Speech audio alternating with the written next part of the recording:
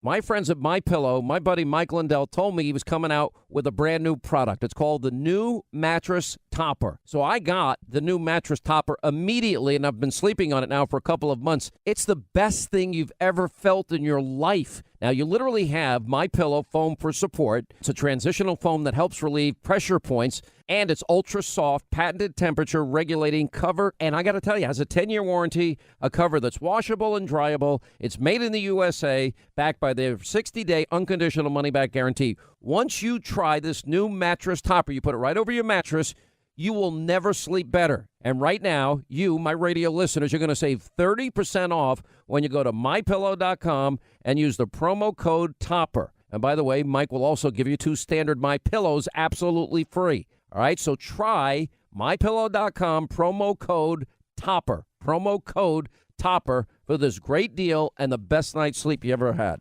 All right, glad you're with us. Well, the best post-election, trying to hold them to accountability, the law, honesty, truthfulness, coverage on your radio and TV dial. Glad you're with us. A quick announcement. I don't want to make a big deal about this, but I am humbled and appreciative. We now have picked up our 600th radio affiliate for this program, our high watermark for the show. And the only thing I can really say is thank you. You make this possible. And I'm just trying to earn your trust and support every day and do the best show we can do, which is what I want to get into here today. And it's not about me. It's about where we are. Look, radio is, I try to explain to the media people that always say, well, you're not a journalist. I'm like, yeah, no, I don't call myself a journalist. I'm a talk show host. And what I explain, and this is the most interesting thing, because they all think they're journalists and they're not.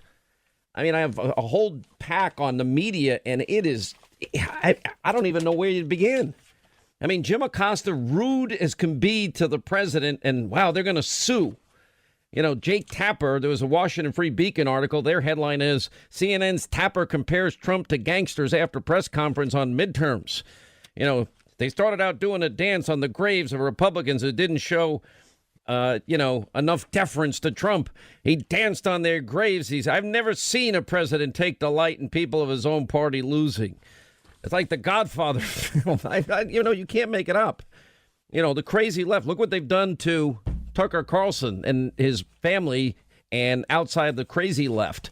And there has been some calls, but the left, the media has been mostly silent about the actions of the mob of the left, like in the case of Pam Bondi and Sarah Sanders and Secretary Nielsen and so many others, Ted Cruz and Mitch McConnell. I mean, it just goes on and on. By the way, so it is what it is. And I am a talk show host. What is a talk show host? Well, okay, some days, like maybe when it's a hurricane, we're just doing straight news. That's all we're doing. Other days, some catastrophe shooting, we're doing straight news. We're doing straight news. So we do journalism. A lot of them claim to be unbiased. They're almost all biased. It's now every second, every minute, every hour, every day, hate Trump. And they have now aligned themselves with the Democratic Party, the Never Trumpers, the deep state, anything they can do to destroy Trump, which I'll get to later. We're now up to 85 specific areas of subpoenas and inquiry, which I told you the Democrats were going to want to be involved in. And I'll explain that later in the show today. But when you're a talk show host, sometimes you do straight news. Sometimes we do strong opinion, too. So we do the news side, state news, local news, national news, international news, whatever it is, we report the news. Other days, we are giving our thoughts, opinions on the news, the editorial page. Some days we even talk about sports.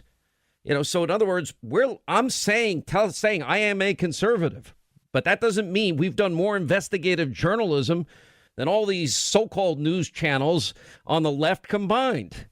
And they don't do their job. They didn't talk about Hillary's bought and paid for dossier. You have 25 people between the Justice Department and the FBI resigning, being demoted or fired, and they have stayed out of it. Multiple crimes that we have identified. Abuse of power. They never vetted Obama. They never gave you Obama's record after 8 years. We do that reporting that they don't do. the deep state, all the shenanigans leading up to 2016. It's all part. So I would say we're like the whole newspaper. They say they're only one part of the newspaper, but they're really just the other part that they can't admit to. Anyway, thank you again, and we can't do this without you. By the way, I want to say on this Veterans Day, thanks to all of you. Thanks to all of you who have served.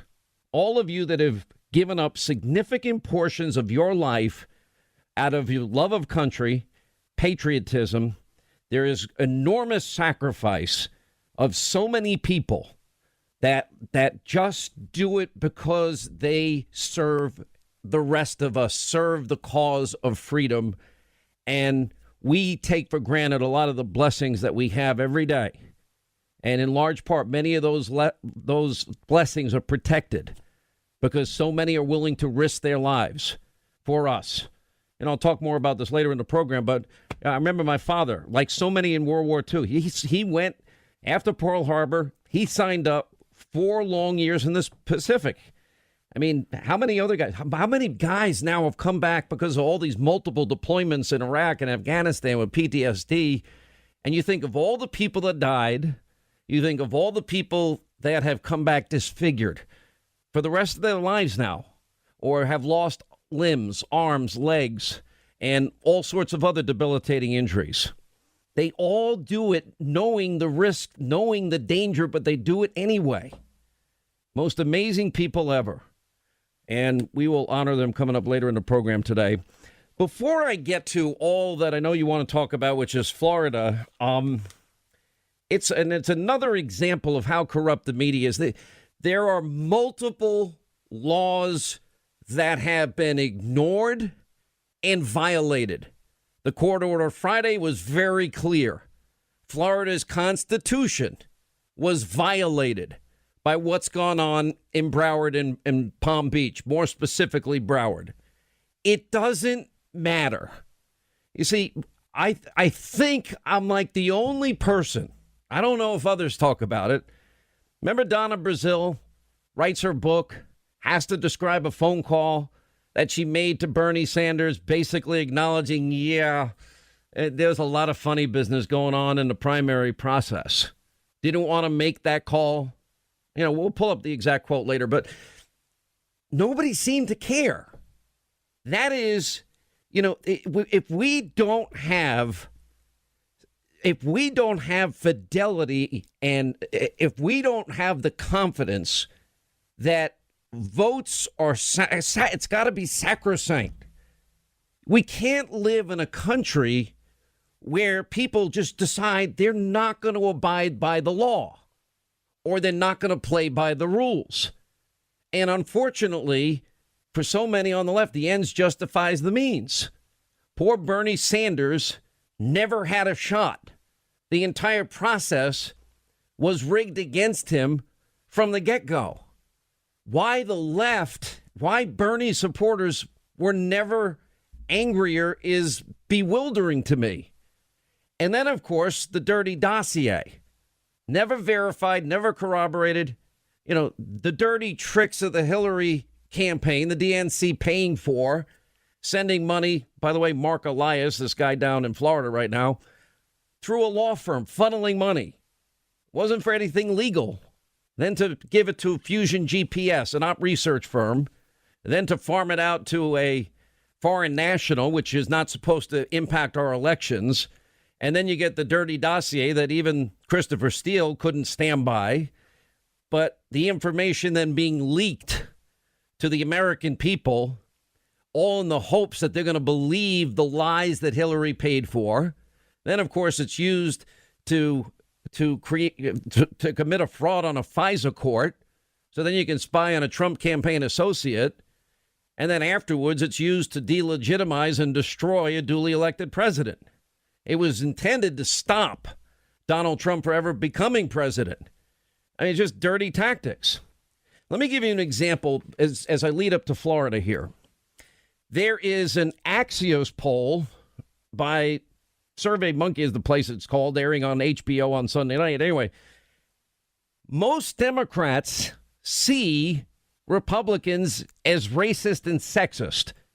Now, what do I say every 2 and 4 years? We know the tactics of Democrats.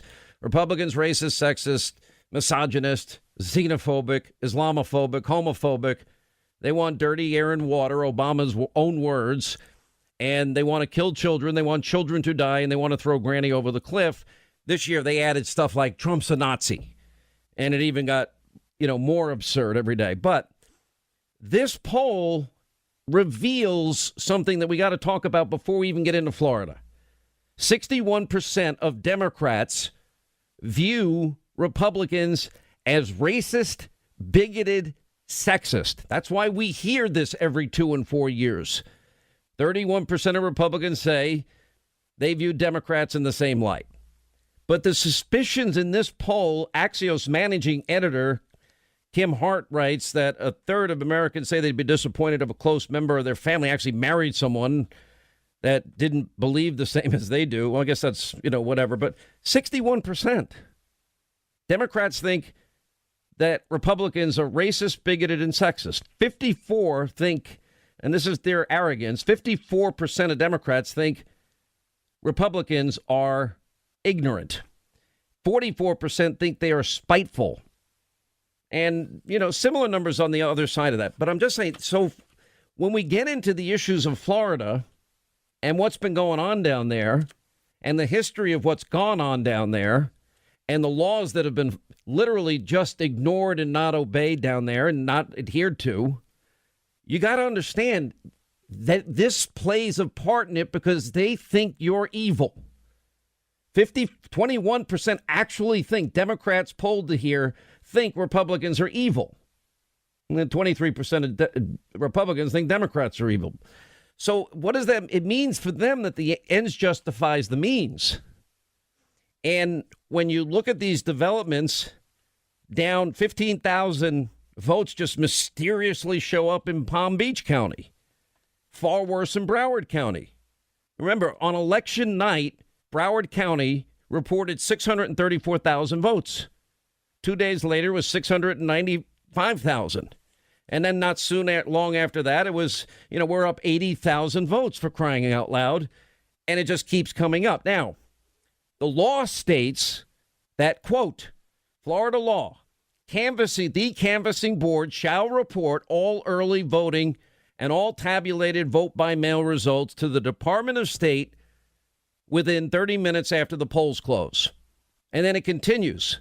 The canvassing board shall report, with the exception of provisional ballot results, which we've now learned got mixed in with the other results, which means we're never going to get an accurate number. Anyway, but they shall report and literally update precinct election results to the department at least every 45 minutes until all the results are completely reported.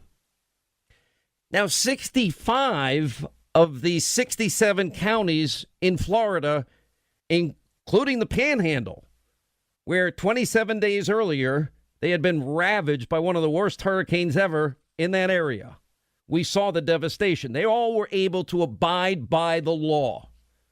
Nobody can give any reasonable explanation where these votes are coming from, why they were missing for several days, why Florida and federal laws, as the judge ruled on Friday, that the Constitution of Florida was not adhered to. We don't even know fully how many votes are left.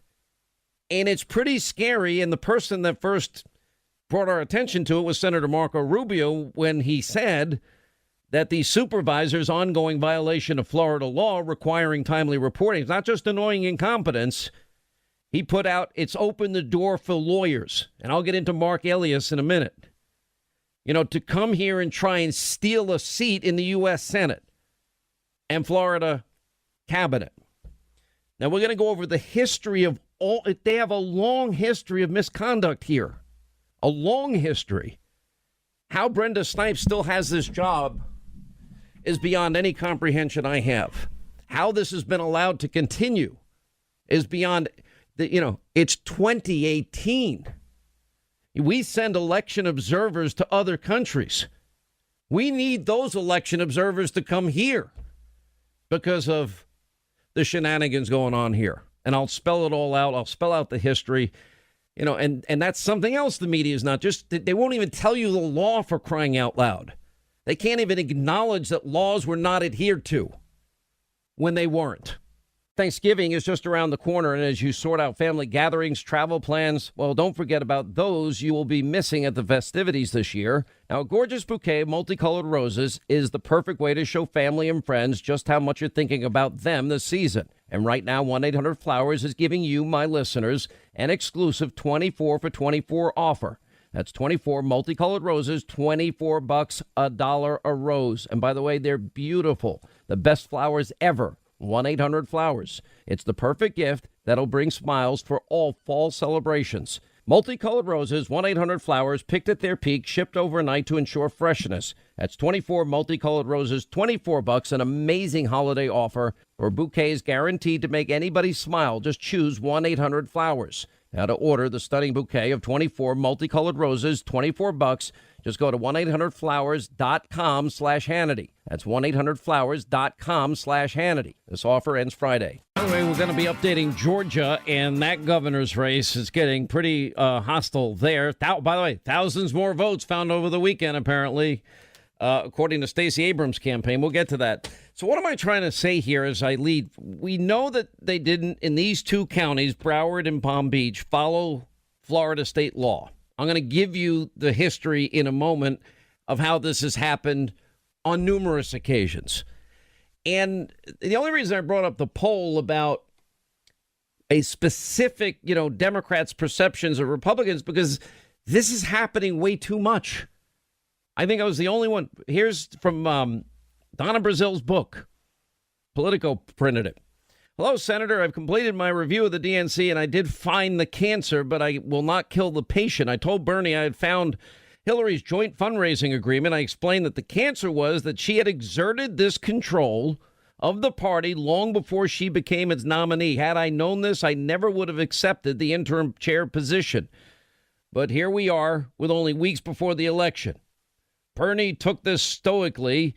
He didn't yell or express outrage. Instead, he asked me what I thought Hillary's chances were, and he goes on to there. I had to be frank with him. I didn't trust the polls. I said I had visited states around the country. I urged Bernie to wake up. And then she said, when I hung up the call to Bernie, I started to cry. Not out of guilt, out of anger. But we would go forward. Anger at what had happened. It was rigged. Just like the phony dossier was designed to leak before the election to hurt Trump. Lies. Never verified. All right, I never want to correct the great Scott Shannon, but we now have hit the 600 station mark. So we need to get that updated, Linda. And again, I want to thank this audience. They make this possible. We know that we want to honor you every day, every show with the best show we can put on. All right, so I spent some time in the last half hour if you're just joining us, and we've got a lot coming on today, including Congressman Gates, who actually tweeted out. He tried to go look. It was literally removed where apparently he saw trucks loading stuff in and out of the Broward supervisor's office. But, Donna Brazil's writing about Hillary Clinton, the cancer, as she called it, not my words, hers, and, how Hillary's campaign exerted all of this power and control over the Democratic Party long before she became the nominee. And after she tells Bernie, and he apparently took it well, I started to cry, but not out of guilt, out of anger.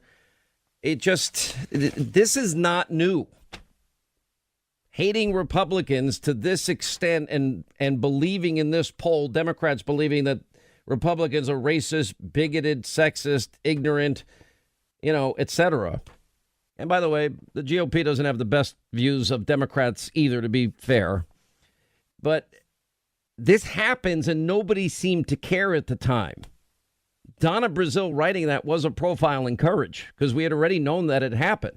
We knew the whole superdelegate was the back, which will now be gone, I think, in future primaries, supposedly. But that was the backstop for Hillary Clinton to get the nomination. In other words, it was all set up. Bernie had no shot in this thing. And Bernie supporters, I never fully understood why they weren't more pissed off. I'm more pissed off because it's the process, the integrity of the process that's in jeopardy. And the same thing goes for the general election. That dirty dossier was designed to demonize Donald Trump, hookers in Ritz-Carlton, in Moscow, urinating in his bed.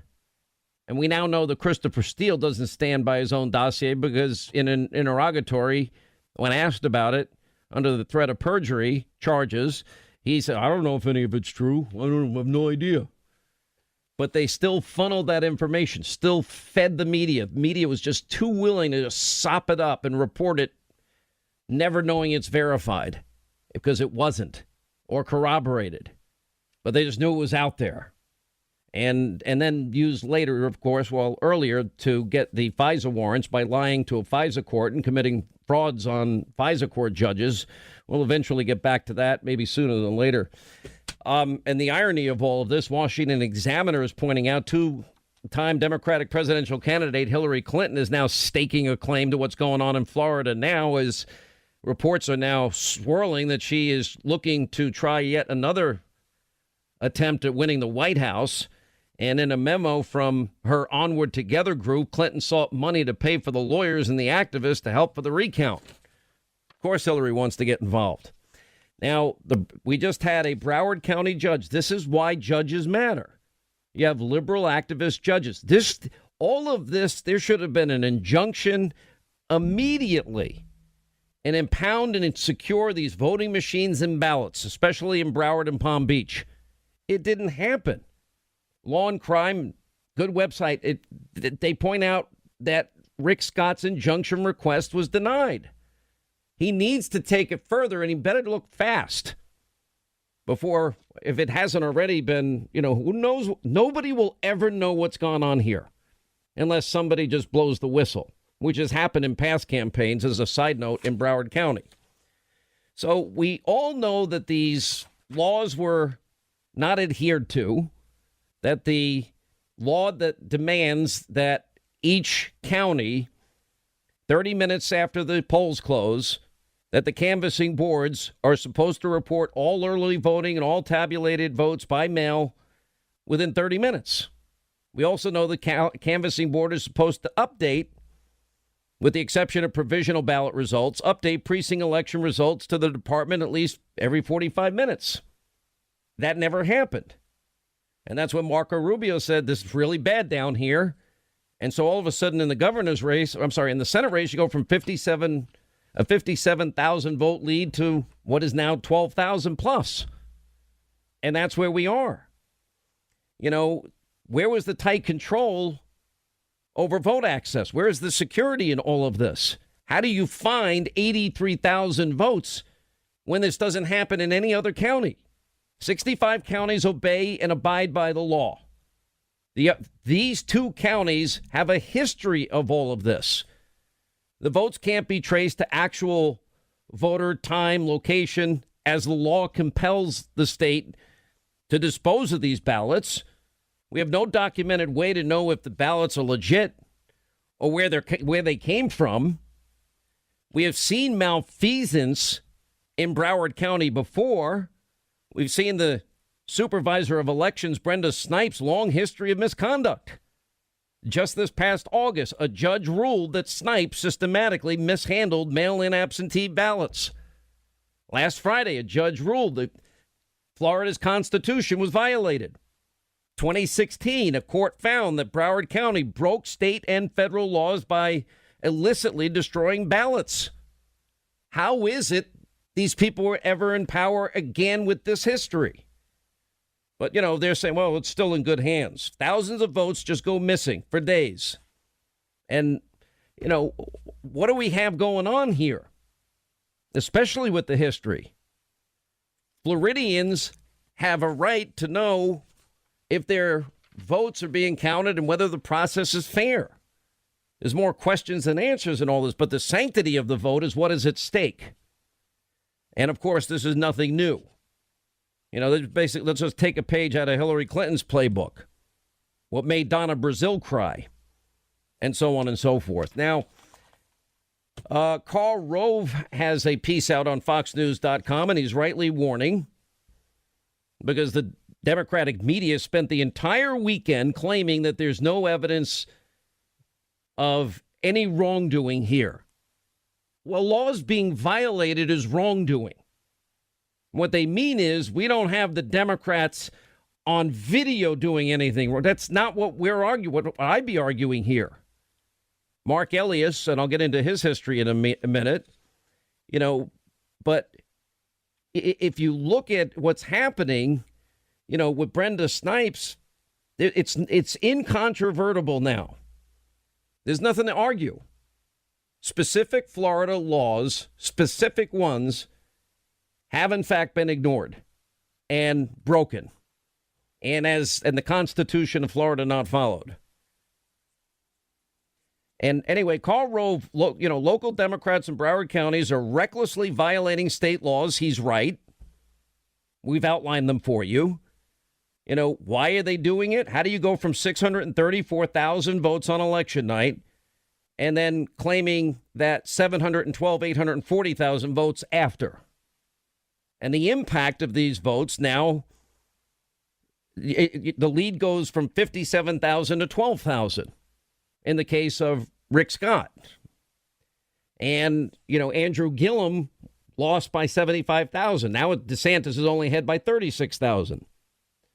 And Broward County officials blatantly have disregarded the Florida law about ballots accounted for within 30 minutes. The county's voting locations closed at 7 p.m., but Snipes said Friday that she didn't know how many ballots remained to be processed. That's Friday. The election was on Tuesday.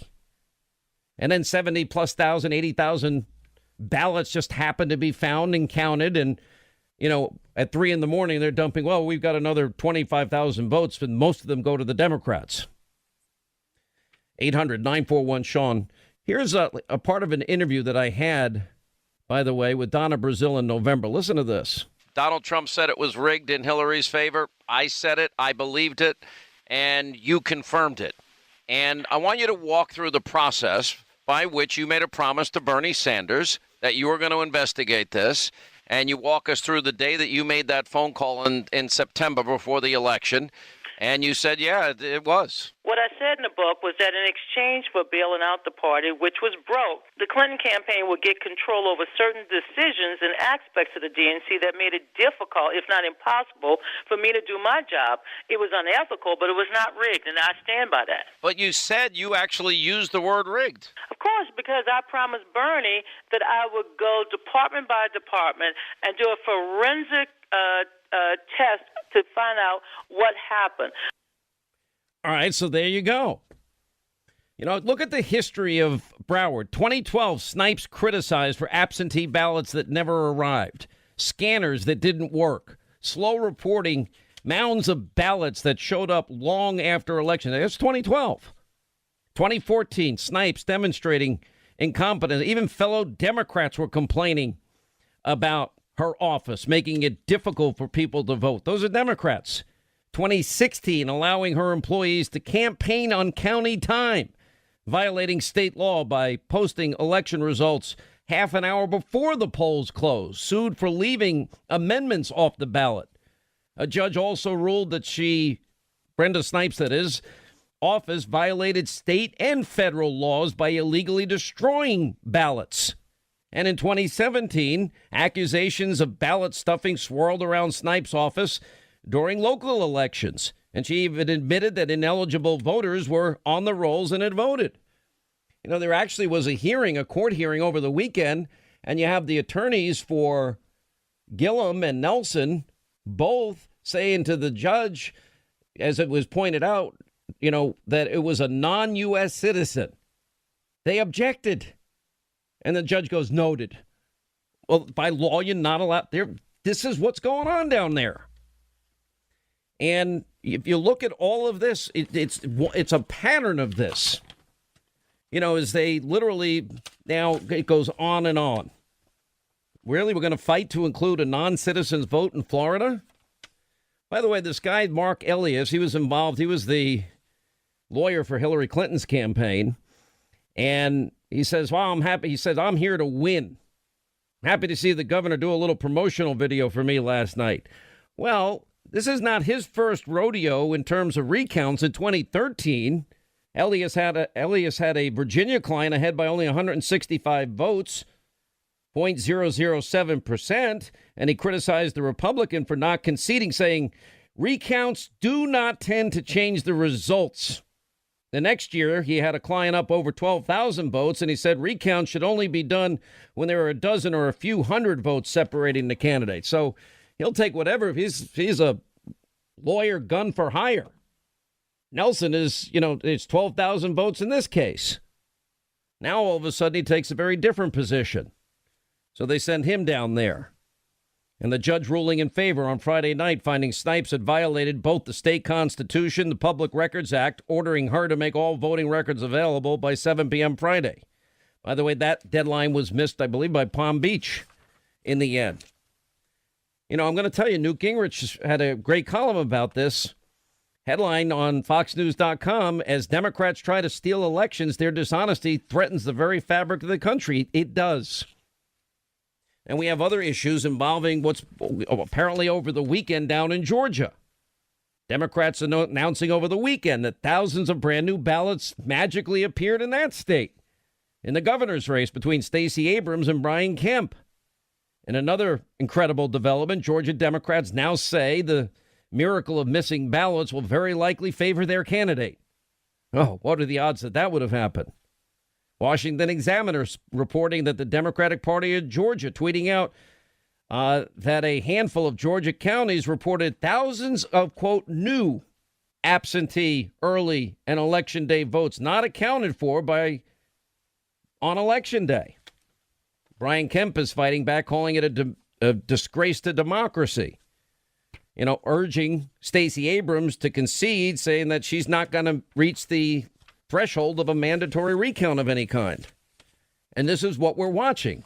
It's like pimpled, dimpled, dented, indented, perforated Chads all over again.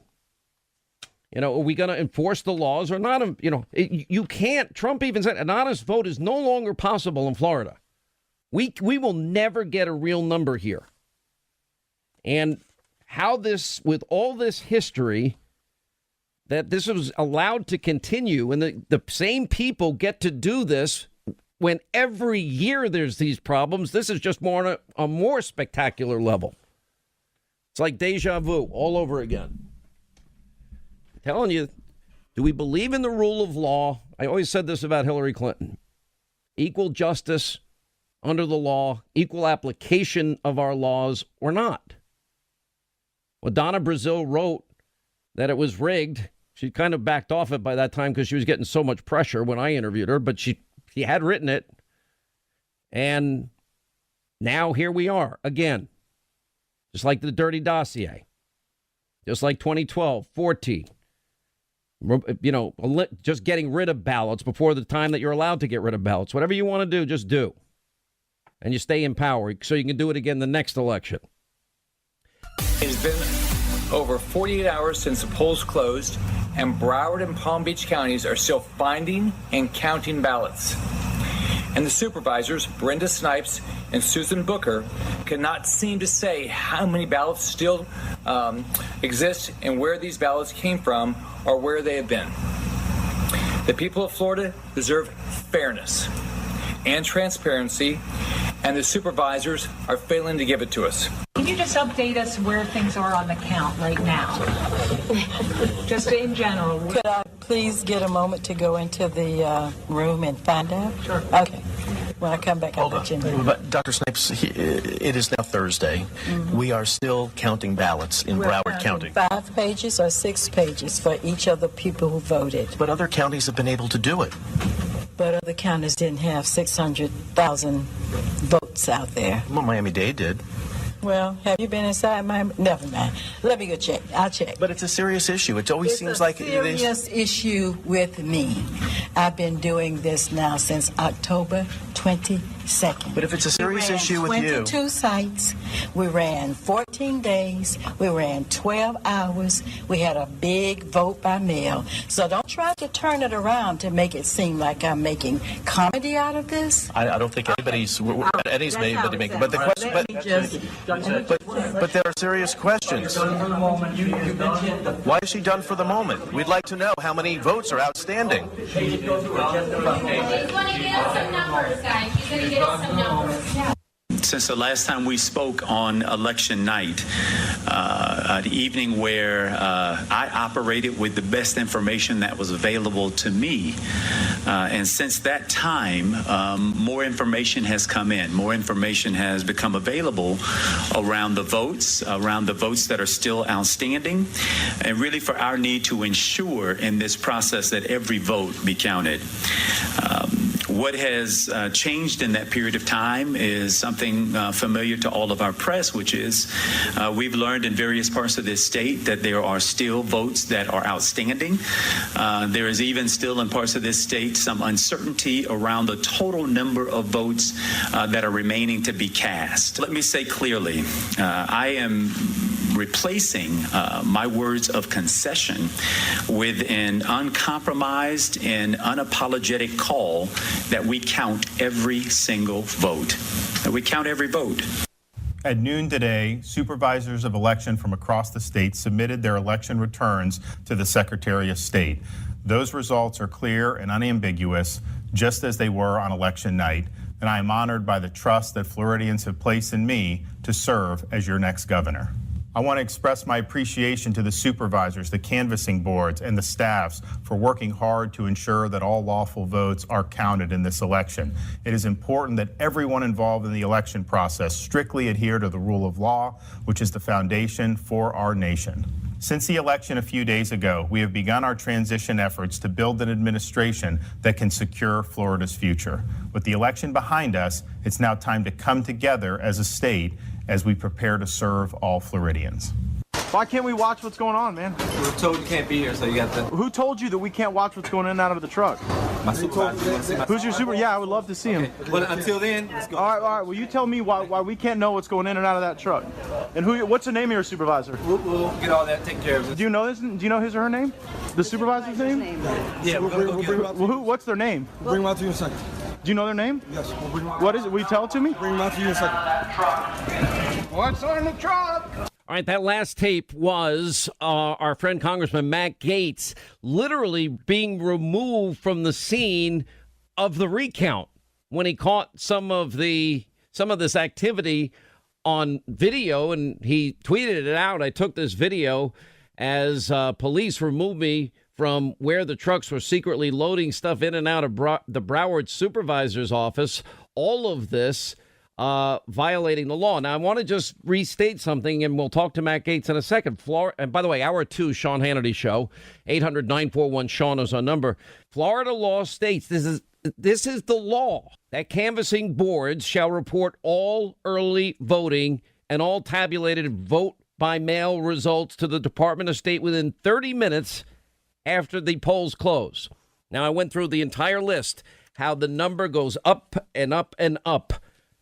All throughout this time period of time. That's not supposed to happen. That is not that. All of which is they found 83,000 votes in subsequent days after the report that came out that night, going from 634,000 to whatever it is, 80,000 more. The canvassing board is also without exception, with the exception of provisional ballot results. They are to update precinct election results to the department every 45 minutes. That never happened. Another law violated. 65 of the 67 counties in Florida fully complied with the state laws. So I don't even know if there's any more votes out left. The person that first brought our attention to all of this was Senator Marco Rubio, saying that Broward election supervisors' ongoing violation of Florida law requiring timely reporting isn't just annoying incompetence. He said it has opened the door for lawyers to come in here and try and steal a seat in the U.S. Senate and the Florida cabinet. And I'd probably add to that the governor's race. So they find 83,000 votes after the initial election night canvass. By law, you can't do this. Now, the amazing thing is, and Karl Rove, is as clear as you can be because he went through this. And that is, if you're not careful, you better watch what's happening before it's too late. pointing out many of the things that we said. We went from 634,000 votes by Thursday night. Well, now Brenda Snipes is claiming it's 840 ballots cast. Now, the effect of all of that, means that what was a 57,000 vote lead for Rick Scott for the Senate against Bill Nelson is now declined to 12,000 votes. And same with DeSantis. I mean, literally, he was up 75,000 votes. Now he's up 36,000 votes. And they have blatantly disregarded the law that all vote by mail and absentee ballots be accounted for within 30 minutes of the polls closing. We know that didn't happen, and mysteriously over a course of days, 80,000 votes are added. 15,000 we know in Palm Beach when you put it all together. Now, it is, either we're going to be a nation of laws or we're not going to be a nation of laws. All right, Matt, welcome to the program. Congressman Matt Gaetz, always good to have you. It's unbelievable what's going on down there. So you decide you're going to go down yourself. Isn't it by law, like a lot of laws that were totally ignored? Weren't they supposed to be having observers from both sides when all of this was going on? And the vote totals, kept growing and growing. 634,000 becomes 712,000. Well, you're absolutely right, Sean. And one of the things that was so concerning is that the Palm Beach supervisor of elections actually threw the media's television cameras out of the count. I think when you're handling ballots and dealing with the integrity of an election, we should always lean forward for transparency and let everyone see everything. My concern is that the votes of my constituents that were legal and legitimate and appropriately counted could be diluted by this fraud. So we've already had admissions, Sean, that ballots were illegally duplicated and counted. We can't fix that. We've also got admissions on the record in court that illegal provisional ballots were mixed with legal ballots, and that those have now been included in the final count. My concern, Sean, is that this is all a trial run for Donald Trump in 2020. The Democrats are seeing which of their tricky tactics work, which ones don't, and then they're going to try to use that in 2020 against the president. Well, let's talk about specifically every law that was broken here. And let's talk about the history, because I've gone through all of this. And Mark Elias, let me tell you, he'll take whatever position he needs to take, as I was discussing in the last hour.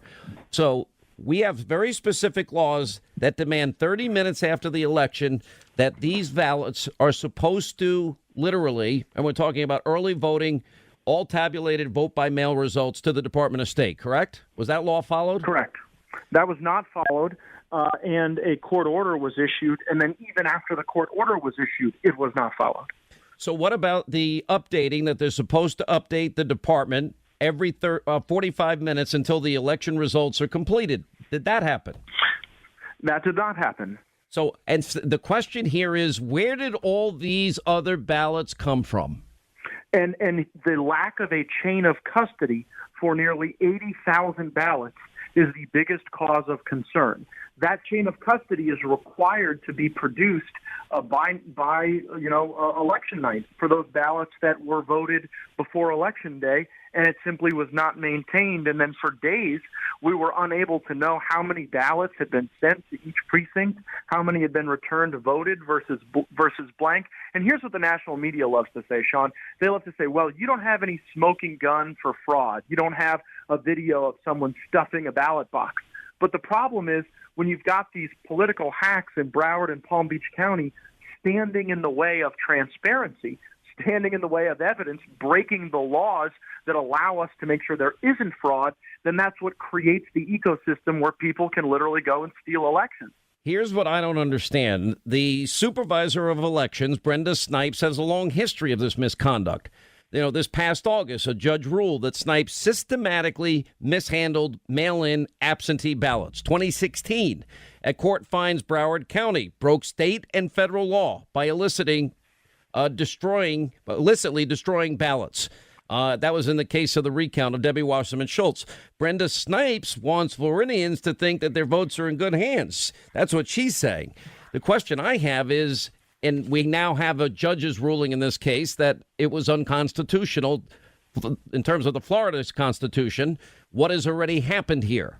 So my question is, we're never going to get an accurate vote here.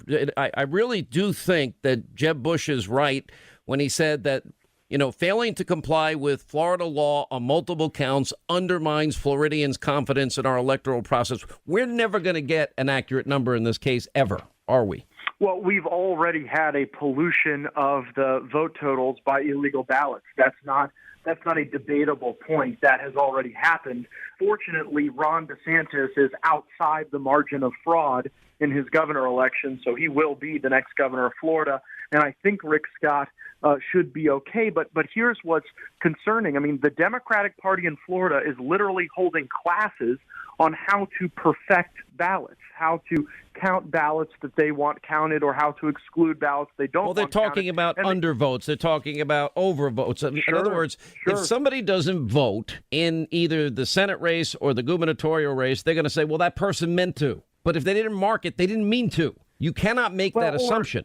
Or there could just be stray marks on a page, and they could try to assign some meaning to those marks. And that would also be inappropriate.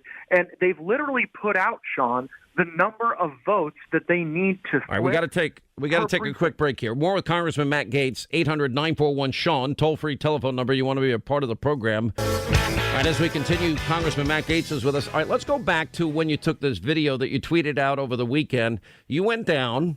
What did you see, and what happened?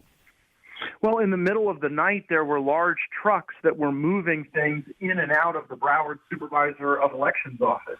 I didn't know if that was voting equipment, furniture, ballots, or maybe nothing at all. But it was odd to me that with 80,000 ballots appearing out of nowhere, to have things moving in and out seemed to be something that I should document. So I pulled out my phone video and I began recording. And the police with guns said to me that I had to move away, that my standing in a firm place and recording was a safety hazard, and that I had to leave the area. That just didn't inspire a lot of confidence in me that this was all on the up and up. And chances are, everything was okay. But gosh, I mean, do you really think that we ought to have armed police removing people who are simply trying to document what happened? I thought we were supposed to have election observers in all of this, and that was not the case either, was it? Well, I mean, when they're counting the votes, there are people that are in the room. But, Sean, I mean, there's no way to observe what's coming in and out of a truck in the middle of the night, especially when you've got tens of thousands of votes literally being spoken into existence that weren't initially reported by the supervisor of elections. And so, I just think that it's sort of got a banana republic feel down in Broward County when the media is being threatened. I'm a member of Congress when I was threatened to move away, and where there just seemed to be no chain of custody or no explanation as to why all of these new votes are appearing out of nowhere. All right, Congressman Matt Gaetz keeps. You'll stay on it. We'll keep getting back to you until this is done. And I have no faith, no confidence at all in what's gone on here. But we've explained the whole pattern of things that have happened in a lot of past elections, including 2016, Bernie Sanders, including the phony dossier. All right, when we come back, Michael Barnett is with us. He's the chairman of the Palm Beach County Republican Party. He's going to talk about what's gone on there, including the lawyers for both Mayor Gillum and for former Senator Nelson literally wanting to count the votes of illegal immigrants and objecting when the judge didn't agree to that. That's all coming up. Sean Hannity Show. Over 48 hours since the polls closed, and Broward and Palm Beach counties are still finding and counting ballots. And the supervisors, Brenda Snipes and Susan Booker, cannot seem to say how many ballots still exist and where these ballots came from or where they have been. The people of Florida deserve fairness and transparency, and the supervisors are failing to give it to us. We've seen evidence of Democrat lawyers fighting to include non-citizen votes. We've seen evidence of the supervisor in Broward County allowing the count to continue past the Saturday noon deadline, contrary to the Florida statutes. This can't happen. We want to ensure a fair election for all Florida voters, but it has to be done according to the law, and that's not what's happening here. That's why we're very much in support of Rick Scott and the Scott campaign litigating these cases in court. Who are you specifically talking about? Can you name names here? Well, we had a court reporter in the supervisor of elections canvassing board in Palm Beach County. We had transcribed dialogue between the supervisors, the judge, and the other member of the canvassing board, Supervisor Bucher, and the other members of the canvassing board. They reviewed a ballot that was cast by a non-citizen voter. It was rightly discarded. It should not have been counted, and Susan Bucher, to her credit, did the right thing. The attorneys for Andrew Gillum and Bill Nelson unfortunately objected to that action. You're talking about one vote. One vote, but we don't know how many times this may have happened in Palm Beach County or Broward County. That's why we need a full accounting and an auditing of the elections process. A full accounting and an auditing of the election process. Now, we've gone through all the different rules, all of the laws that have been shunned by Broward County. Every other county in Florida gets it right, gets it straight. And this county with this history, it is mind-numbing what has happened here. Joining us now is Michael Barnett. He is the chairman of the Palm Beach County Republican Party. Let's just start with what laws were violated. How is it even possible Brenda Snipes, who is not only found to have violated the Constitution, but in the past, Florida and national voting laws, is even still in this position? Hi, Sean. Glad to be with you. Well, Brenda Snipes was appointed originally by Jeb Bush to replace Miriam Oliphant, but she keeps on getting reelected by the Broward County voters over and over again. Ultimately, the voters in Broward need to hold her responsible. The buck stops with her, and we need to hold her accountable. All right, let's go over. Let's start with the beginning. So every election year, the Florida state law says 30 minutes after the polls close, they are supposed to hand in a number. Isn't that correct? Of absentee votes, correct. Early voting numbers. It should have all, because early voting stops the Sunday prior to the Tuesday election, correct? That is correct. The votes continued, unfortunately, after that deadline. The supervisors were required to submit their unofficial counts to the state by Saturday at noon. Unfortunately, the votes continued to be counted after that deadline in Broward County. We don't know why. It was contrary to the law. It should not have happened. How is it possible? I mean, I'm just watching from the outside. How is it possible that this could happen? Who's watching these people? Sean, this is business as usual in Broward County. The light is not normally shown on what happens because the races are not close enough to trigger a recount. But now we have the whole world watching, and people see what actually happens. It's not pretty. It's what we've had to live with this supervisor in Broward for years. Look, if you go back and the election night, it was the Board of Election Supervisor, Brenda Snipes, said that Tuesday night, 634,000 votes had been cast in the county. By Thursday night, it was 712,840. 80,000 more votes. And how did they discover these votes? How did they just come out of thin air? Honestly, your guess is as good as mine. That's the problem. We don't know where these votes came from. There has not been transparency or accountability with this office for years. That's why we're totally in support of Rick Scott and the Scott campaign, filing lawsuits to uncover what's been going on behind the scenes at the Broward County and Palm Beach County Supervisor's Office. We need, like I said, transparency, accountability, and a full investigation into the elections process. You know, look, we've got to look at some of these other issues as well here, because you have this transcript of this court hearing, which literally, the lawyers for both Gillum and for Nelson are arguing that a non-citizen have an opportunity to vote. The transcript goes, the clerk, and, they said denied, not a citizen. This is the lawyer for the Republican. The judge says, first one of these we've seen, not a U.S. citizen, not counted. Now, okay, simple. Objection, Nelson. Objection, Gillum. Judge, noted. I mean, that's the law of the land. You're not allowed to vote if you're not a citizen, correct? Correct. You think we could agree on the fact that non-citizens shouldn't vote in this country, but apparently the Democratic lawyers for Gillum and Nelson disagree. Maybe they were just objecting to every vote that was discarded, but this is a serious process, the most serious election recount that we've faced since 2000, Bush versus Gore. They needed to take it a little bit more seriously and understand what they were objecting to. All right, so now with the process, we now have a final vote total at least. There's no more added votes that are going to come flying in, except maybe military that are marked, postmarked on Election Day. Right, that's the exception the statute allows for overseas military ballots. Other than that, the supervisors in the 67 counties have submitted their final unofficial counts to the state Division of Elections, who has mandated a recount in the Rick Scott, Bill Nelson, Andrew Gillum, Ron DeSantis races. But what happened to the 45? Every 45 minutes, you're supposed to update the website on how many votes each candidate got. What happened to that rule or that law? Well, forget rule. Well, it seemed that the other 67 counties had no problem updating the information to the Secretary of State. I had been requesting that information all through early voting from Palm Beach County Supervisor of Elections, and Susan Bucher, who does she works hard. She does a good job. She may be overwhelmed. She would continue to say that it was a glitch with the state as to why Palm Beach County's Supervisor of Elections was unable to update its voter totals with the state. But having been found in 2016 as having violated both state and federal election laws, why was this person never removed? I have no idea. She should have been removed. The people need to hold her accountable, but they keep re-electing Brenda Snipes.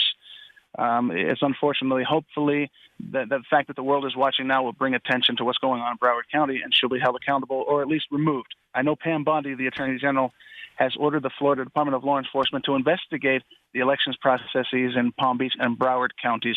Badly needed. The Rick Scott campaign has litigated and has won litigation in court requiring that the supervisors turn over this voter data. Badly needed, long overdue, and I hope it doesn't end up costing us some elections.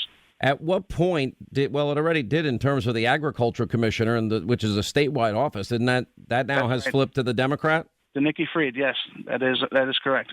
Now, what are the state laws in regards to observations by both sides, and did that happen? Observations, the supervisors of elections, at least in Palm Beach County, Susan Bucher has allowed our Republican attorneys and volunteers to watch the recounting of the votes, the processing of the ballots through the machines, the canvassing board meetings. We have been granted access. There has been no issue. Susan has done a good job in Palm Beach County. I can't speak for what's going on in Broward. I hear it's a total mess.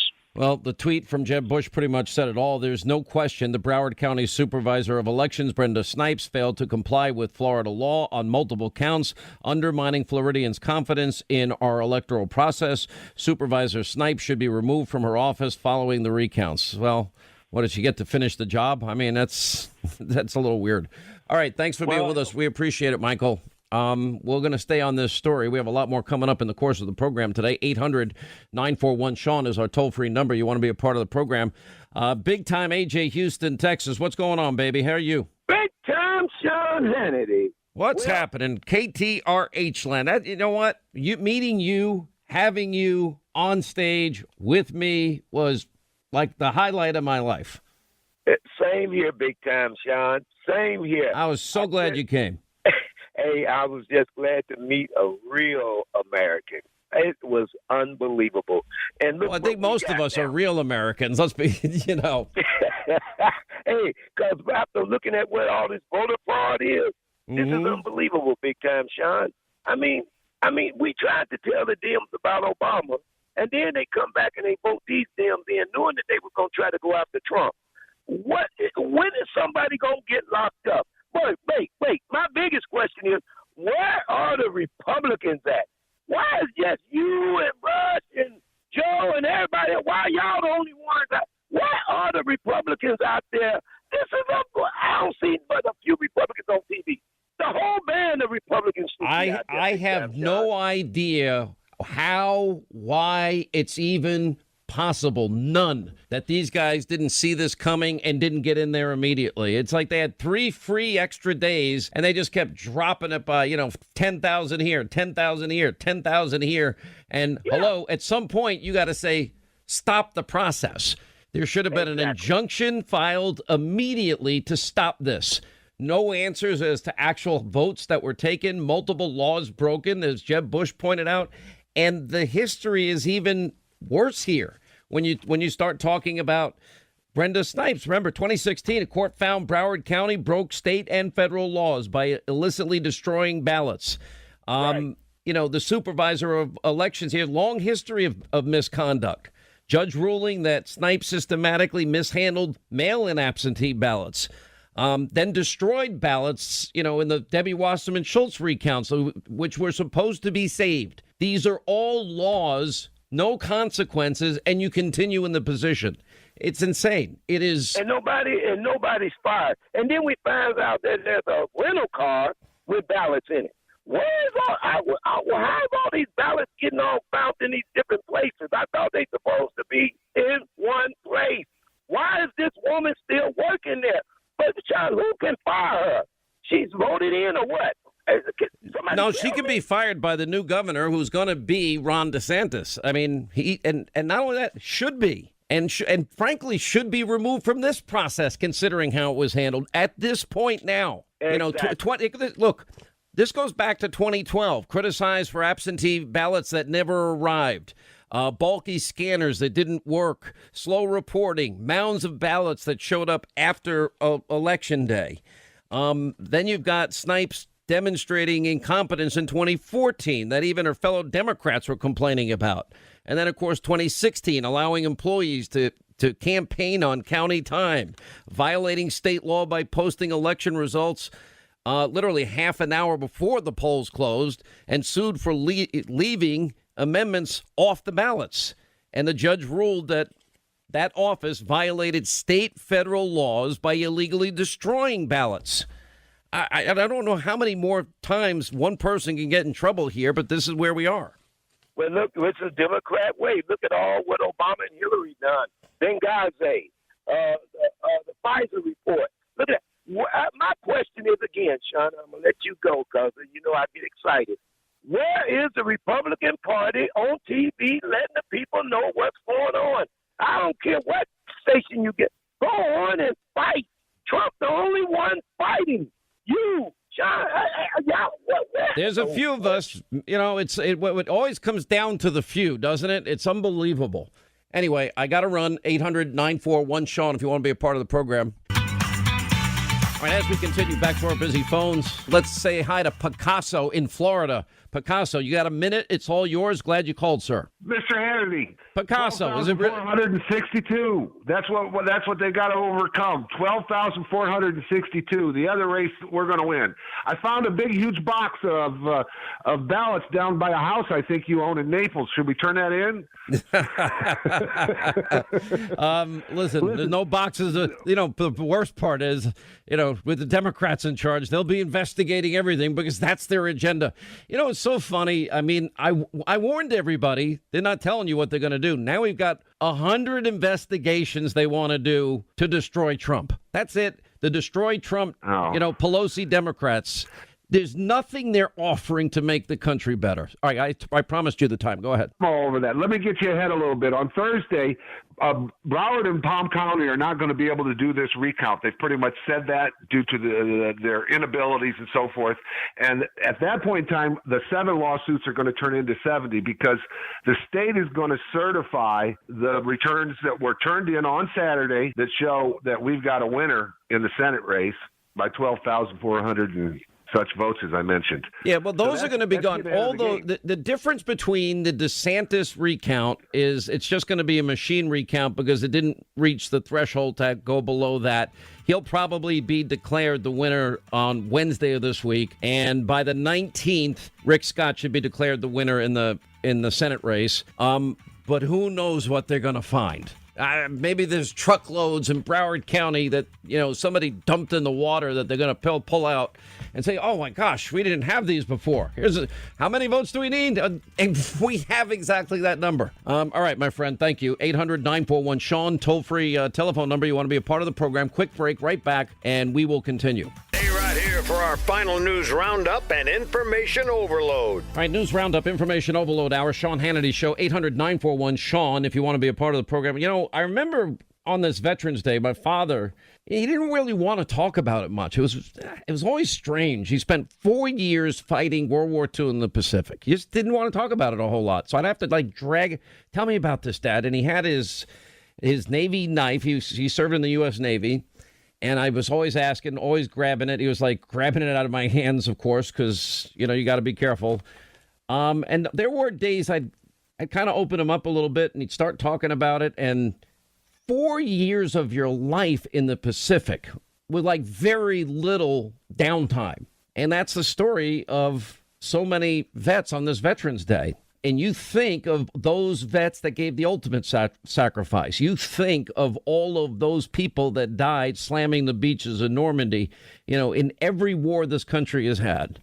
And the bravery, the valor, the love of country, sacrifice, patriotism. It is all the freedoms we have because they paid the ultimate price. Some come home disfigured, losing arms, legs, both. I've met many of these people over the years. They are just remarkable. The president spoke earlier about Veterans Day, and here's some of his remarks. On this day in the year 1918, church bells rang, families embraced, and celebrations, as you know, filled the streets like never before in towns throughout Europe and the United States. But victory had come at a terrible cost. Among the Allied forces, more than 1 million French soldiers and 116,000 American service members had been killed by the war's end. Millions more were wounded. Countless would come home bearing the lasting scars of trench warfare and the grisly horrors of chemical weapons. During the final battle of the war, over 26,000 Americans lost their lives, and more than 95,000 were wounded. It was the single deadliest battle in United States history. Think of that. 26,000 Americans lost their lives in a battle. Here on the revered grounds of Suren American Cemetery lie more than 1,500 U.S. service members who made the ultimate sacrifice in the First World War. Among those buried here are legendary Marines who fought in the Battle of Belleau Wood. In that treacherous forest and the surrounding fields, American Marine soldiers and Allied forces fought, and they fought through hell to turn the tide of the war, and that's what they did. They turned the tide of the war. It was in that battle that our Marines earned the nickname Devil Dogs, arising from the German description of their ferocious fighting spirit.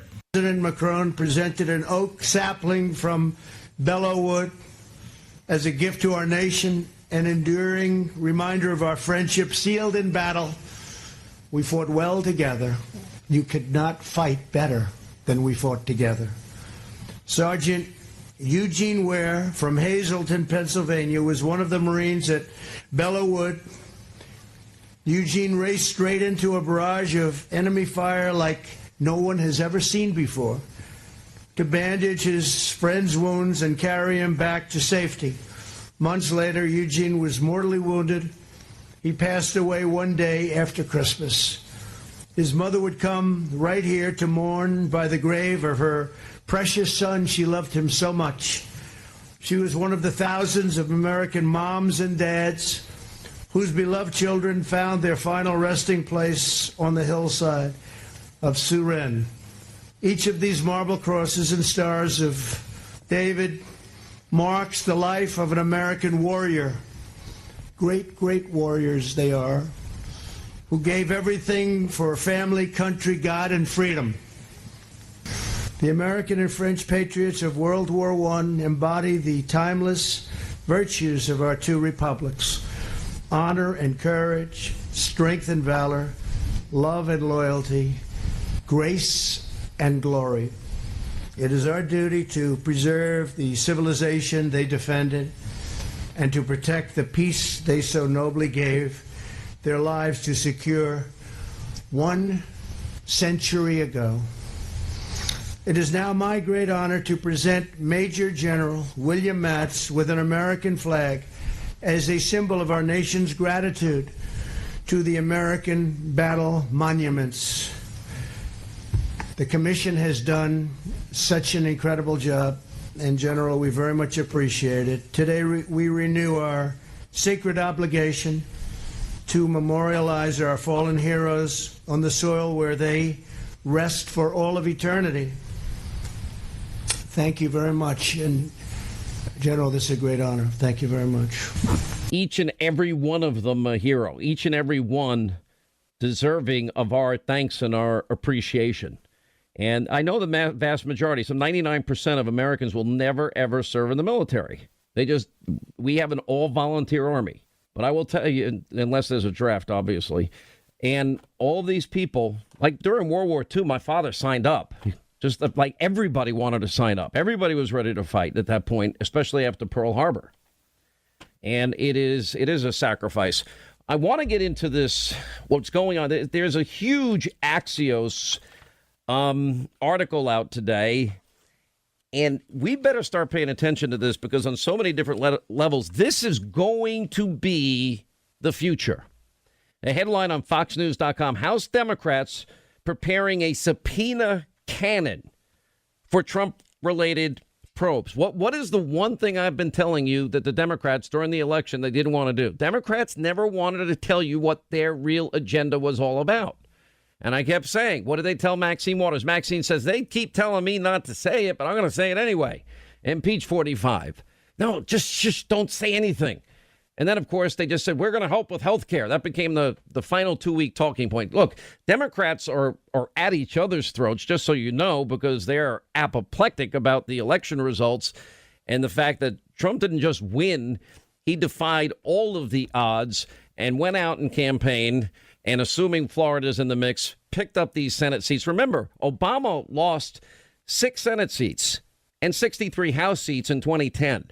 In 94, Bill Clinton lost 8 Senate seats and 52 House seats. And that was his first midterm election. You know, comparatively, to think that Trump picked up all these Senate seats, we now know is important because as the Democrats, part of what their plan is, they want to mobilize their hit list. They didn't want to talk about immigration. They didn't want to talk about specifics. They didn't want to remind you. They said health care, pre-existing conditions. That was pretty much the only point that they were willing to make and stop Trump. And the resistance didn't go out in the numbers they want. And it is infuriating to some of these Democrats that it all went down this way. By the way, it's hilarious watching Hillary flirting with the idea of running again, which I think is amazing. But when you look at what they're doing here, what they want to do and what they're planning on doing, you know, it's one thing after another. They avoided this subject during the campaign. Here are the headlines that I just picked up today. Democrats to probe Trump's treatment of CNN. Fake news. Amazon, Washington Post, and a triple-threaded abuse of power inquiries.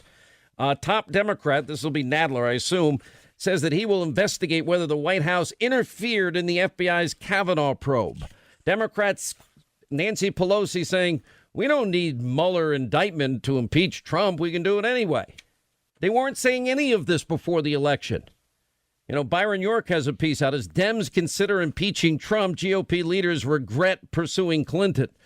Well, maybe they did because it ended up backfiring on them. But Adam Schiff saying Democrats plan to probe if Trump used power to punish CNN, Washington Post. Nancy Pelosi, yeah, well, as it relates to Mueller and this new acting AG, Whitaker's appointment does violence to the Constitution.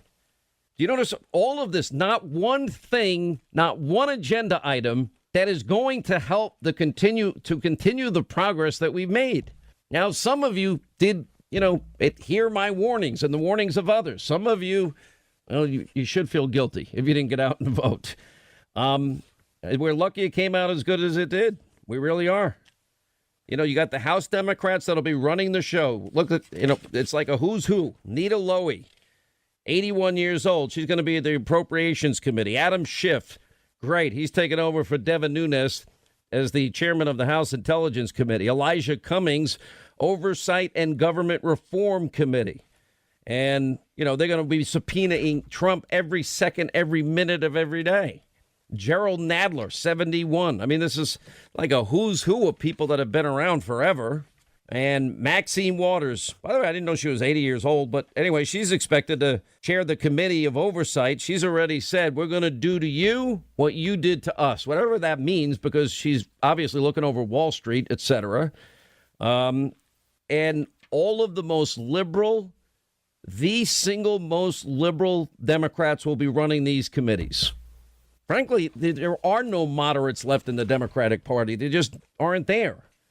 You have a top House Democrat on the Amtrak Acela train. Gerald Nadler overheard discussing Kavanaugh's impeachment and all the investigations into Trump. I mean, just crazy. So this is what the future is going to be as the days, weeks, months go forward. This is what they are going to do. Now, I'm going to predict something here. They're going to overreach. They're going to misinterpret the election results, although they are kind of battling big time amongst themselves about where they are as a party. You know, it's their blue wave became a ripple, and they didn't expect the red wave for the Senate. And, you know, all right, so they picked up a couple of governorships, and maybe their state gains mean what? They're going to go for more gun control. That means they'll lose the next election. And marijuana is going to be legal in most states. That's probably what happens. The Hill had a great article about how Democrats face a tough 2020 battle after blowing the chance at the blue wave. And I don't know how the Democrats are reacting to this, but the Wall Street Journal piece on Hillary Clinton is just hilarious to me. It says Hillary will run again. That's the headline. Reinventing herself as a liberal firebrand, Clinton will easily capture the 2020 nomination. I'm not so sure that's the case, but if that's what they think they need to do, if that's the person they want, I guess more power to them. All right, got to take a quick break here. 800-941-SEAN, toll-free telephone number. You want to be a part of the program. By the way, Congressman Steve Scalise joins us at the bottom of the hour. We'll talk about this and much more, and obviously keeping an eye on Florida and Georgia and the Senate race and the governor's race and the Arizona race. And as we continue, Sean Hannity Show. All right, let's get back to our busy phones. 800-941-SEAN if you want to be a part of the program. Let's say hi to Ken in Oklahoma. Ken, hi. How are you? Glad you called. Hey, Sean, longtime listener and huge fan. I just want to thank you sir. I want to thank you for all the great information, insight you and all your great guests provide. Really, it makes a difference out here. Hey, I wanted to comment on the acting AG Whitaker. He does have responsibility now for the oversight of the Mueller probe, right? Yes, sir. I believe that a checkup is in order, and probably the best way to do that is to turn everything that Mueller has over to the House Judiciary and Oversight Committee that exists right now that have been subpoenaing all of these documents. Let them take a look at it. If there's something there that indicates there was Trump-Russia collusion, which I believe is a total hoax, then let it continue. But if there's nothing, I believe he should shut it down. I think the most interesting thing in what I'm describing in terms of their investigations is even they, although Schiff is going to go back there, he's not going to stop. I think the Mueller case, airplane, I think we're now drawing to a close, at least according to reports I'm reading. And I think when we get there, I think it's going to be a big dud. They don't like Whitaker, but as Whitaker pointed out, what is just a simple, obvious truth, and that is that Mueller's mandate was far exceeded. You know, if there's one thing left that I guess Mueller wants to do, I keep reading that he wants to go after Roger Stone or Jerome Corsi. And I can't see nothing to do with Trump, just like now we're fixated, and the big catch here was misinformation on loan applications or people not paying their taxes. That's what this has evolved into, and still no evidence of any Trump-Russia collusion, all while your corrupt news media fixated on Russia, but they can't even acknowledge the dirty dossier, Russian dossier bought and paid for, by the way, funneled money, Mr. Elias, through Perkins Coie to Fusion GPS to Christopher Steele, a phony dossier. And, here's what we've had in, going on 2 years sometime next year. It's ridiculous. 800-941-SEAN, toll-free telephone number if you want to be a part of the program. Steve Scalise at the bottom of the hour. Hannity tonight, I am going to lay all this out that you're not getting anywhere else in the media. It's complicated. It gets complicated, but it's also simple. If we would have obeyed the laws, we wouldn't be where we are in Florida with this recount. And the fact that they again and again just refuse in these two counties to do what every other county, all other 65 counties do in terms of election, state election law, federal election law. At this point, the gunman's reloading. There's probably been 50 or 60 shots. We can't really see him that well, but my gut feeling was I've got to decide to stay or run. And at this point, I think he's advancing towards us. People are moving behind different buildings. Most everybody's closer to the gunman than I am. I'm at a distant point. But the staffer that made it over the fence, we were trying to decide to stay or go. And at this point, the Capitol Police began returning fire. I do believe that without the Capitol Hill Police, it would have been a massacre. All right, that was the day, you may remember, the terrible shooting in the ball field where Congressman Steve Scalise nearly lost his life that day. And Rand Paul and so many others, Mo Brooks and many others calling in, telling us what had happened. And I knew behind the scenes that day from friends of mine that it was far worse than was originally reported, as Steve Scalise was going through multiple transfusions, literally his life hanging in the balance. We saw courage under fire that is so inspiring when you watch these two Capitol Police officers walk, literally making themselves an open target, going up against a sniper who's hidden, camouflaged, and behind a fence, etc., and they've got pistols, and they're going up against the long rifle. There's no competition. They almost, if it could have ended in a catastrophe. But you see such incredible courage and heroism among our brave men and women in law enforcement. Sometimes it just is so inspiring. Anyway, Steve Scalise is with us. He's actually written a new book about it. It's Back in the Game. And the Majority Whip's remarkable fight for his life is out tomorrow. And I wanted to talk to him a little bit about this, ask him about his thoughts on what's going on in Florida and with the endless investigation now. Now it's all being revealed what the Democrats are going to do. Congressman, how are you doing? Last time I saw you, you're still struggling. You are walking around with support, obviously. And you said you had a hard time with one of your legs and your foot, that you didn't feel it, if I remember correctly, when I saw you? Yeah, Sean, first, great to be back with you. Happy Veterans Day to you. And amen. Yes, sir. Oh my God, thanks for those men and women who sacrifice. And you talked about the brave Capitol Police officers, David Bailey and Crystal Griner, who risked their lives to save us.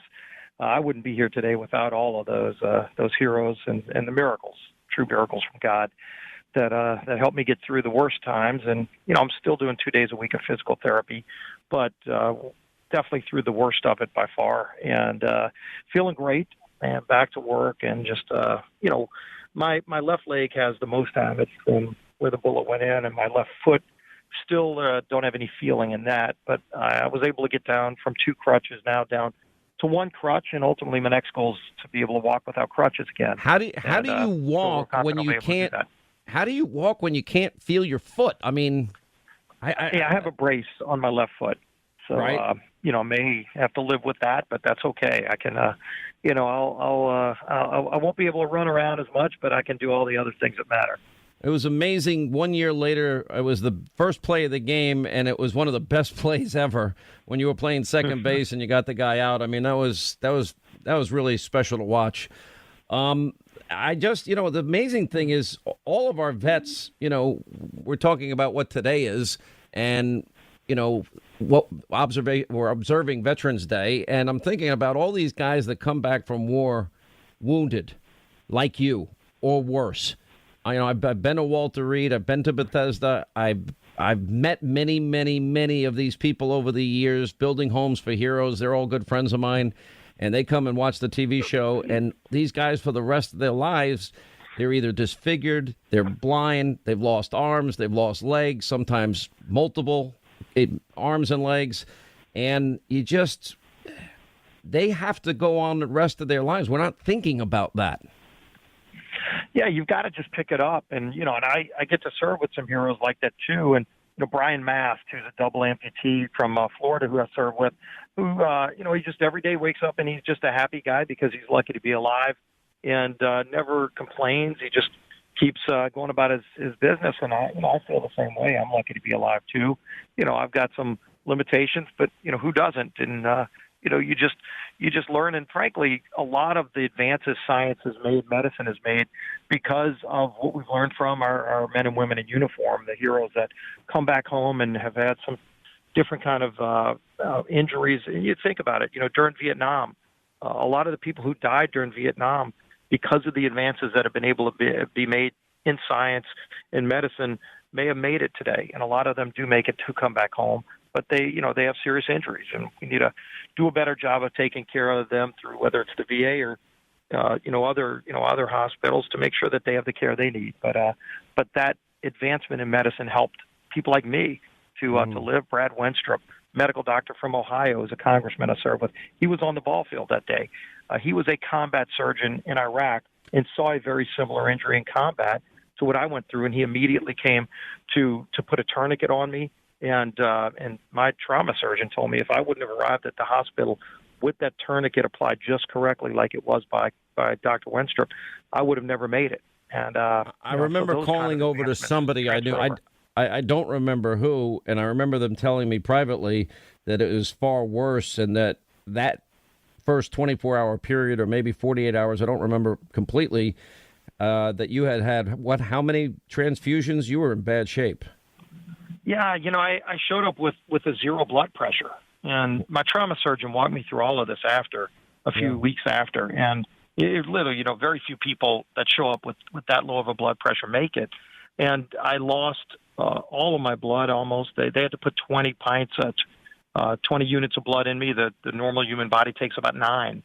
So as they were putting blood in, it was just coming out because I had so many wounds that were, the bullet broke into probably over 100 pieces inside of me, and were just ripping through different organs and different blood vessels. And so I had lots of bleeding that they had to go and find, and they put blood and they see it just kind of squirting through, and there's another hole they've got to go and sew shut. So it took unbelievable work by a team of surgeons. It's unbelievable. And, luckily, they were successful. Yeah, thank God for that.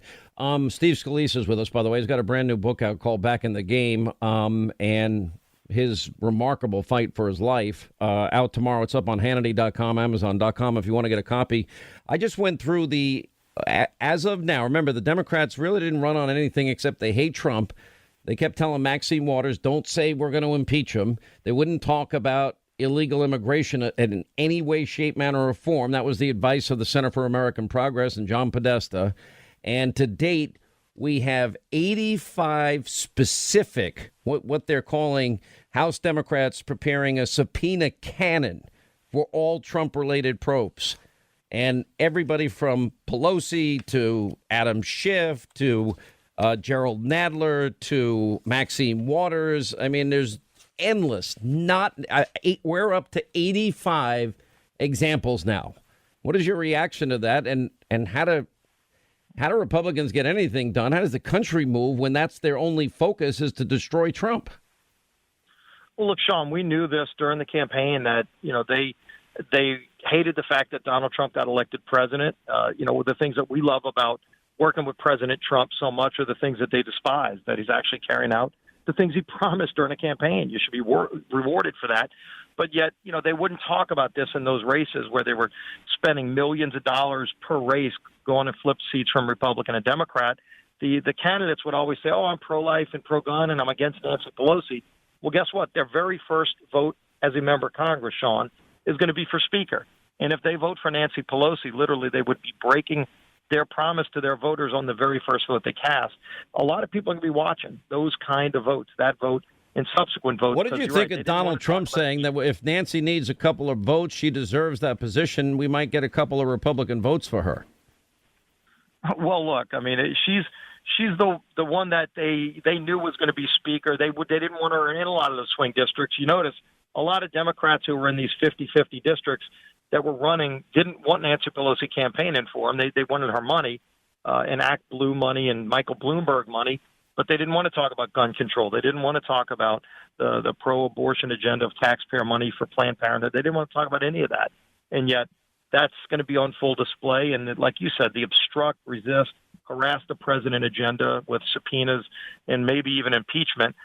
That's where I think they're going to ultimately go, because that's how far left they've moved as a party. But that's not where the country is, and I think overtly that's going to be something that they'll have problems if that's the direction. Well, the good news is that we kept the Senate. What are your thoughts on Florida? I'm watching all of these shenanigans, all of these laws that would not adhere to, a history of all of this going on, and the same people in that position. It's mind-numbing to me that could have happened.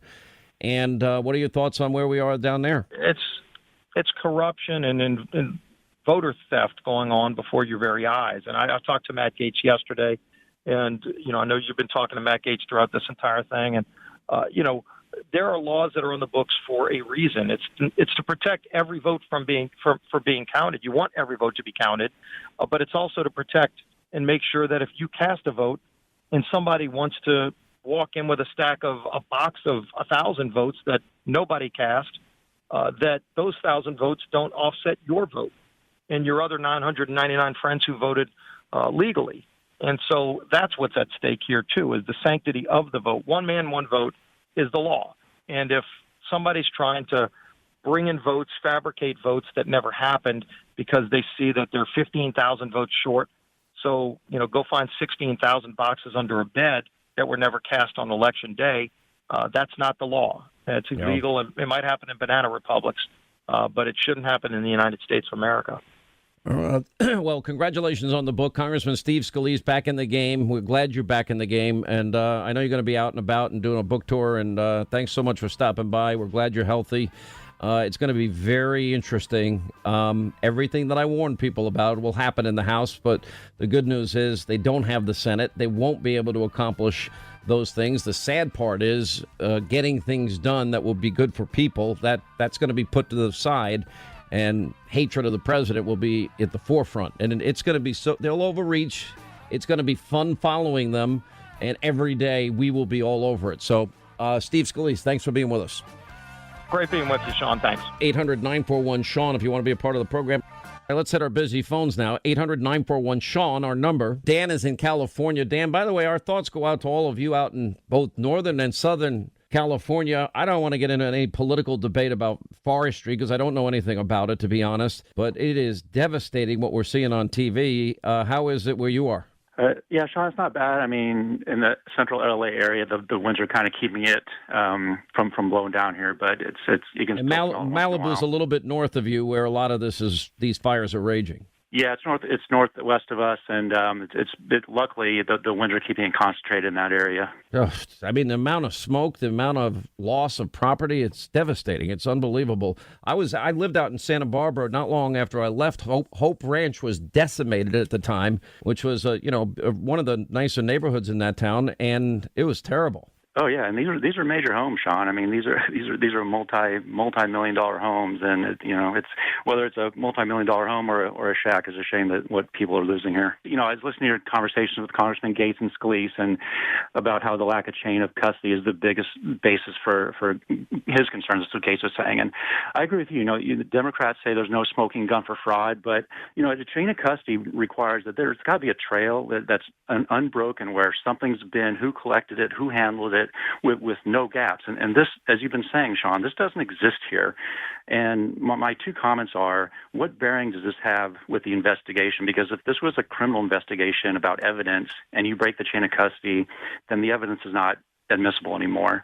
And so how is this playing in the investigation? My second comment is, how do we know that these ballots, these 83,000 ballots that came in, have all not been mixed in with the ballots that came in before the deadline? Because if they were... We absolutely know, because it was reported that provisional ballots in some cases were mixed in. And that was even admitted to. Let me tell you one thing you're never going to get out of this Florida election. And I suspect, based even on the now much slimmer margin, how you get from 57,000 to 12,000 or, 75,000 to 36,000 in the governor's race. I will tell you, we will never know the accurate vote. This has been tainted and corrupted, and laws have been broken, and it's happened before, and we've allowed it to continue. It's unreal to me. Anyway, I appreciate your call. Thanks so much for being with us. All right, that's going to wrap things up for today. All right, we are going to go over every law that was violated in Broward and Palm Beach tonight.